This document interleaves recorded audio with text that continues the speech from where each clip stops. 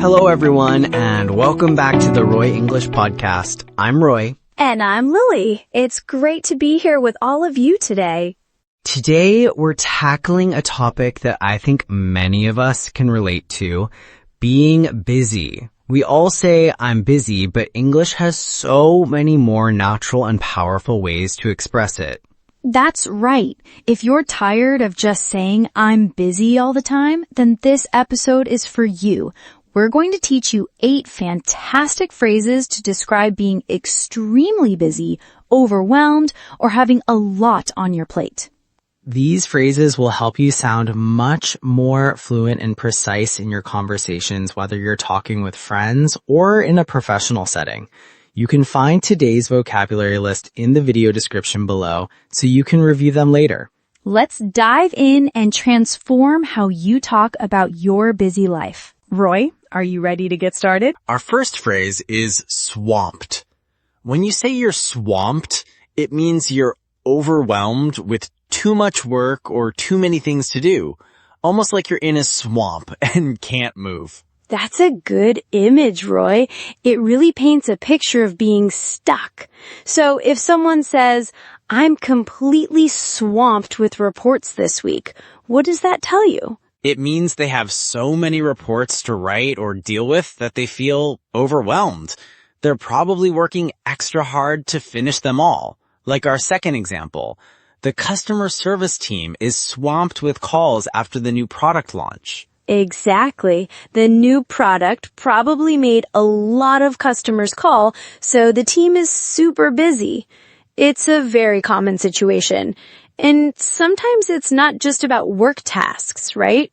You might also be swamped with errands. That's a perfect point, Lily.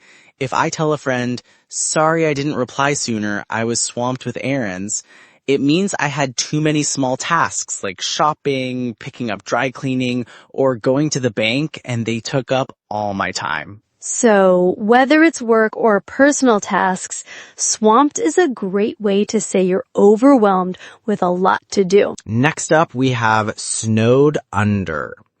This phrase is very similar to swamped, but it often suggests a large volume of tasks, like you're literally buried under a pile of snow, or in this case, work. I can definitely imagine that feeling, especially during busy seasons. So when our department is snowed under with holiday orders, it means they have a massive amount of orders to process, right? Exactly. They are dealing with a huge volume, much more than usual. It suggests a very high workload. You might also hear someone say, I haven't had time for lunch. I'm completely snowed under. Wow, that's a clear sign of being extremely busy. If you can't even take a break for lunch, you're truly buried in work. It implies there's just no time to breathe. It certainly does. And it also highlights why you shouldn't add more to someone's plate if they're already in that situation. Like in our third example, don't give her any more tasks. She's already snowed under. That's a kind and important reminder. Snowed under effectively communicates that someone is at their limit with tasks and can't take on anything else. Moving on, let's talk about have a lot on my plate. Think of a plate of food. If it's full, you can't add more. This phrase means you have many responsibilities or tasks to deal with. A lot of things to manage. It's a very intuitive idiom. When you say, I can't take on any more projects, I already have a lot on my plate, it clearly explains why you can't accept new work. Precisely. It tells others that your current responsibilities are already numerous and demanding. And it's not just about projects. You can have a lot on your plate with different types of responsibilities. Like in the example, she has a lot on her plate with managing the team and developing new strategies. That sentence shows it's about diverse and significant duties. She's not just busy, she has many different big things to handle. This phrase can also apply to personal life, right? Absolutely. You might hear he's been quiet lately because he has a lot on his plate at home. This means he's dealing with many personal responsibilities or family matters that are taking up his time and energy. So having a lot on your plate is a polite and clear way to say you're very busy with many responsibilities, both professional and personal. Next, we have up to my ears in work. This vivid phrase means you are extremely busy, deeply involved in your work to the point of feeling overwhelmed. Imagine being in water up to your ears. You can barely breathe. That's a strong image, Roy. It really emphasizes being totally submerged in work. So if I say, I'd love to help, but I'm up to my ears in work right now, it's a polite way to decline because I'm just too busy.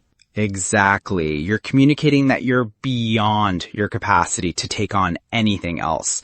And this can happen to many people at once. For example, after the big meeting, everyone was up to their ears in follow-up tasks. Oh, I can picture that. After a big event, there's always a ton of things to do and everyone is deep into their tasks. It's not just one person, but the whole team feeling it. Yes, it's about the sheer volume of work. And it can be for a specific project or event. Like in our last example, she's been up to her ears in preparing for the conference.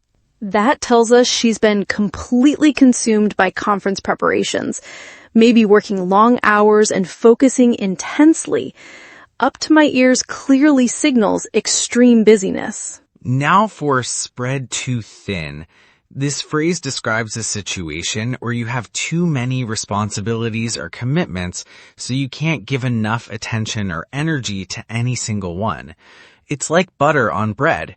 If you have too much bread and not enough butter, it gets spread very thinly.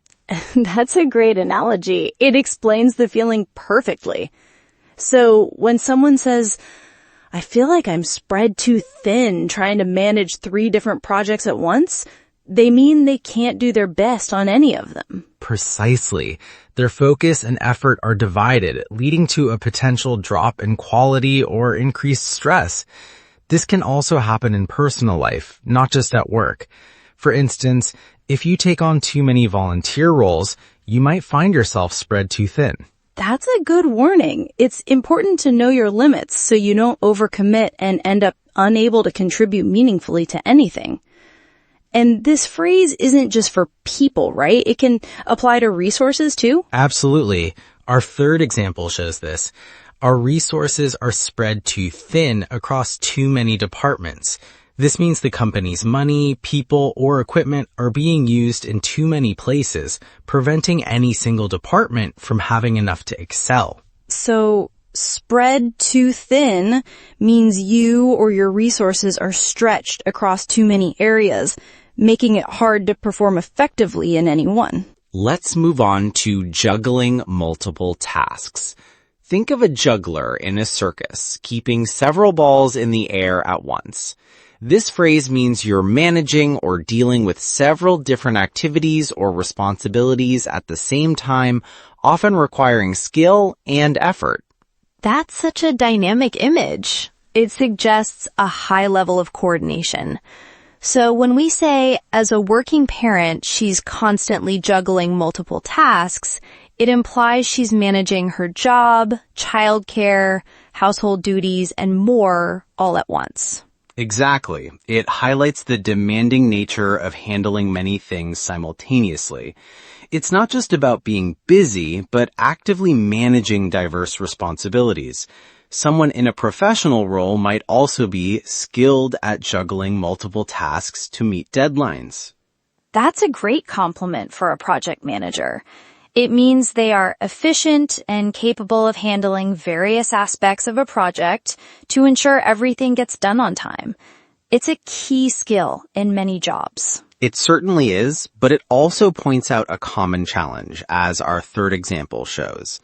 It's hard to focus when you're juggling multiple tasks at once. That's a very relatable point. Even if you're good at it, trying to do too many things simultaneously can make it difficult to concentrate on any one thing fully. So, juggling multiple tasks refers to the act of handling many different things at the same time. Let's learn in the weeds. This phrase means you're deeply involved in the details or complexities of a task or problem, often to the point of losing sight of the bigger picture or feeling overwhelmed by many small, annoying problems. Ah, like being surrounded by tall weeds and not being able to see out? So if we got a bit in the weeds during the discussion about the budget details, it means the conversation got bogged down in too many small numbers and specific items? Precisely. They were so focused on the tiny parts that they might have lost track of the overall budget strategy. This can also apply to technical problems. For example, he's been in the weeds with the new software update, trying to fix all the bugs. That sounds frustrating. He's deep into the complicated issues, trying to fix many small, hidden problems. It suggests a very detailed and perhaps difficult situation. It definitely does. And it's important to remember, as our last example says, when you're in the weeds, it's easy to forget the main goal. That's a great reminder. It's good to step back sometimes. So in the weeds means you're too focused on or overwhelmed by details or small problems, potentially losing sight of the big picture. Finally, we have tied up. This simple but useful phrase means you are occupied or busy and therefore unable to do something else or meet someone. It's like your time or resources are tied to a specific task. That's a very common one. If you say, sorry, I can't talk right now, I'm a bit tied up with a client, it means you're busy assisting a client and can't be interrupted. Exactly. Your time is committed. It's a polite way to say you're unavailable. And it's often used for meetings too.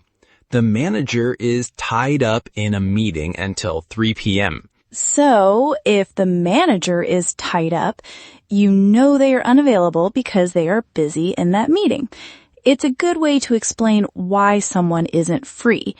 And it's not just for people, right? That's right, Lily. Our last example shows it can be used for things too. My computer was tied up running a big update all morning. This means the computer couldn't be used for anything else because it was busy with the update. That makes sense. So, tied up is a versatile phrase to say that a person or even a thing is occupied or busy with something specific, making them unavailable. And there you have it. 8 powerful and natural English phrases to help you describe being busy, overwhelmed, or having a lot on your plate. We've covered everything from being swamped and snowed under to having a lot on your plate and being up to your ears in work. Plus, phrases like spread too thin, juggling multiple tasks, in the weeds, and tied up. These phrases will definitely make your English sound more fluent and precise. Remember, practice makes perfect. Try to use these new expressions in your daily conversations. Yes, listen for them in movies or podcasts and try to use them yourself. The more you use them, the more natural they'll become. Don't forget the vocabulary list is in the video description below. Thank you for joining us on the Raj English podcast today. We hope you found this lesson helpful. We certainly hope so. Keep practicing and we'll see you next time. Goodbye for now.